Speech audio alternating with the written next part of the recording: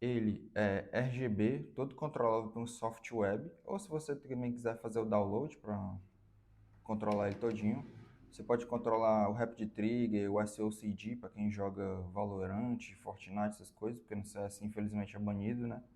Mas você pode controlar ele todinho via software. E aqui eu vou mostrar mais um pouquinho dele aqui para vocês. Aqui tem a escrita da marca, que é a Monsgeek, que é um subsidiário da ACO, de custo-benefício.